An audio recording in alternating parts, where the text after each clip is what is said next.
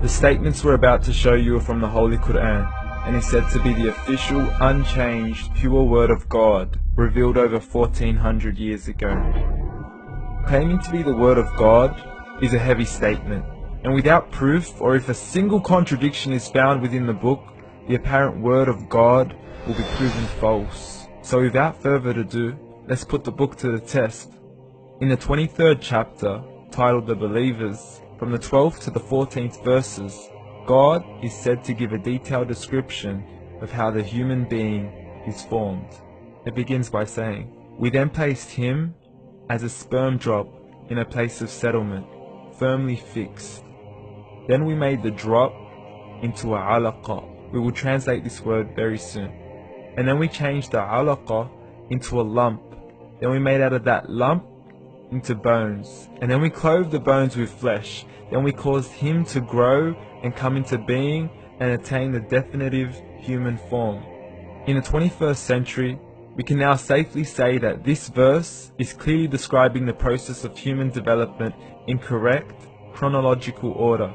However, what we should be paying attention to in particular is the second stage, referring to the development of the embryo. The specific word used to describe the embryo in this verse is the word alaqa. The word alaqa, when translated into English, can mean three separate things. Firstly, a blood clot, or to be suspended, that is to be hanging or clinging to something, or thirdly and finally, a leech. Now, all three definitions don't come anywhere near what we perceive to be the human embryo. So, why are these words used, and what significance do they share with the human embryo? Can the embryo be described as a blood clot? Well, what do you think?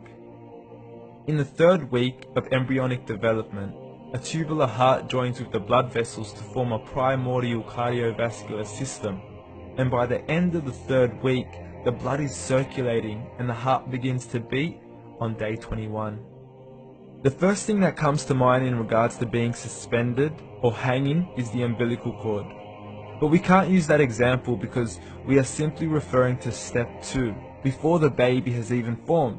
But we now know today that the umbilical cord is formed from the connecting stalk. And the connecting stalk is formed as soon as the embryo is formed. The embryo's connecting stalk has even been described by John Allen and Beverly Kramer as an object to suspend the developing embryo in the extra-embryonic column.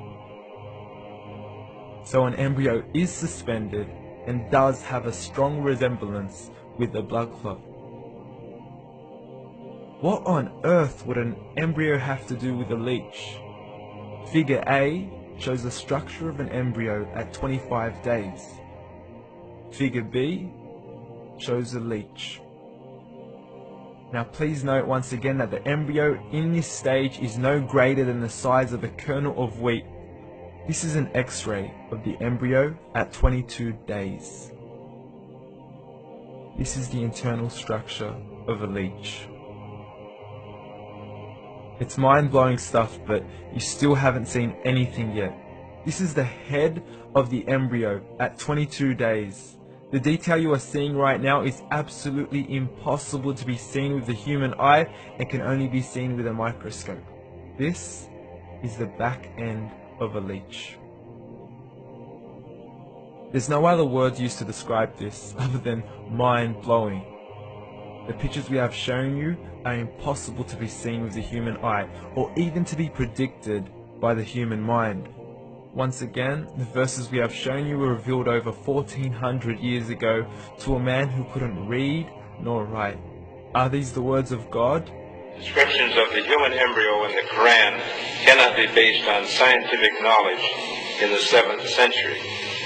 The only reasonable conclusion is that these descriptions were revealed to Muhammad from God, from God, from God, from God.